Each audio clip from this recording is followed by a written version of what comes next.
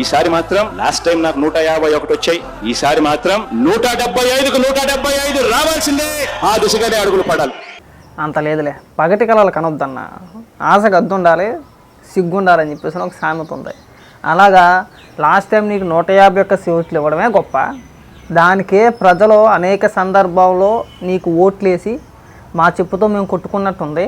నిజంగా నీకు ఓట్లు వేసినందుకు మా చెప్పుతో మేము కొట్టుకోవాలని చెప్పేసి అనేక మంది బహిరంగంగా మీడియాతో మాట్లాడిన మాటలు నువ్వు చూడలేదేమో మేము చూసాం.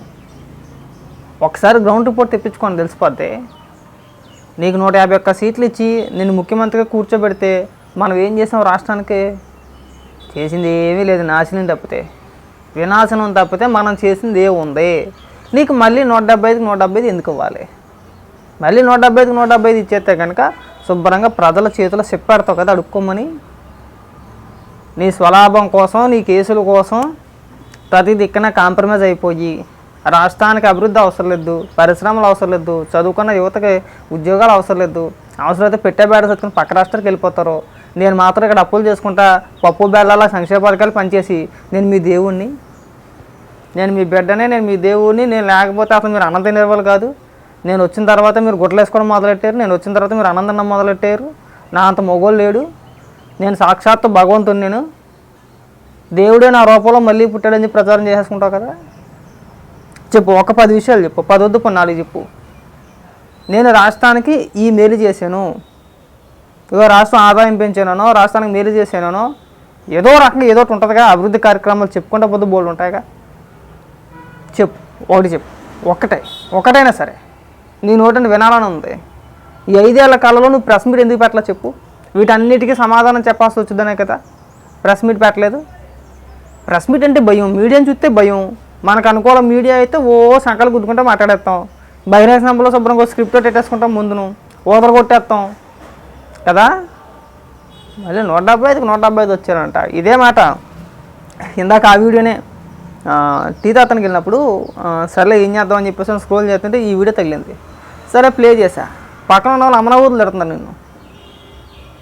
ఎందుకంటే ఇద్దరికి ఓటేయడం కూడా పక్క అనవసరంగా ఒక్క ఛాన్స్ అని చెప్పేసి లాస్ట్ ఓటేస్తాను నాకు ఇంచేసాడు మమ్మల్ని. పనులు లేవు, పాటలు లేవు. 300 రూపాయలు వచ్చే కరెంట్ బిల్లు ఎక్కడ 1500 2000 రూపాయలు వస్తుంది. ఇంటి పన్ను అంటున్నాడు, చెత్త పన్ను అంటున్నాడు, రకరకాల పనులతో మమ్మల్ని బాధేస్తున్నాడు. ఆడిచ్చే సంక్షేమ పథకాలు ఏమో కానీ మా దగ్గర నుంచి లాగేసుకోవడం ఎక్కువైపోయింది. గ్రౌండ్ లెవెల్ రియాలిటీ నీకు ఇంకా అర్థం కావట్లా. అంటే అవకాశం కోసం వెయిట్ చేశారు అంతే అన్న. నీకు బయటికి చెప్పలేకపోవచ్చు, ఎందుకంటే మన రౌడీయిజం, మన మనస్తత్వం జనాలు తెలుసు కదా, మన సైకోతత్వం. గమ్మున ఎవడు మాట్లాడినా కానీ ఏదో కేసు పెట్టి లోపలేస్తావు.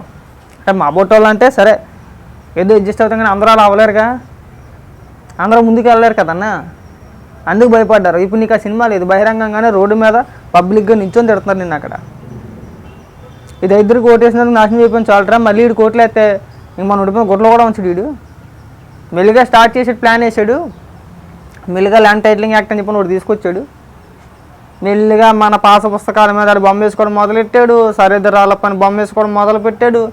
రేపు పొద్దున్న ఈ ఆస్తి నీది కాదు నాదే అన్నా అంటాడు. అప్పుడు మనం అడుక్కు తినాలి. సో ఇప్పుడు మనం బతకాలంటే జగన్మోహన్ రెడ్డి అసలు ఓటు ఇవ్వకూడదు అని చెప్పేసి ఆల్రెడీ పబ్లిక్ డిసైడ్ అయిపోయారు, జనం ఫిక్స్ అయిపోయారు. నేను ఇంటికి సాగడంపడానికి జనం ఫిక్స్ అయిపోయారన్న. ఇక్కడ ఇంక మన ఎన్ని బాకాలు ఊదుకున్నా ఉపయోగం లేనే లేదు. 151 సీట్లు ఇస్తే నువ్వు రాష్ట్రాన్ని చెందింది ఏమీ లేదు, కానీ మళ్ళీ నీకు 175కి 175 ఇచ్చేయాలా? ఏం చేస్తావు 175కి 175 ఇస్తే?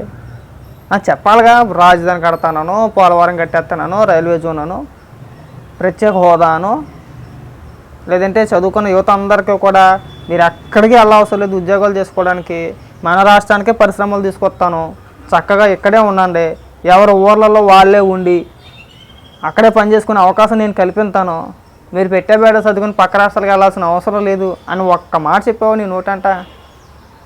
మాట్లాడితే నేను సామాన్యుని ఆర్థికంగా బలపరిచేస్తాను, తలసరి ఆదాయం పెంచేస్తున్నాను. ఎలా పెంచేస్తున్నావు నువ్వు? తలసరి ఆదాయం ఎలా పెరుగుతుంది?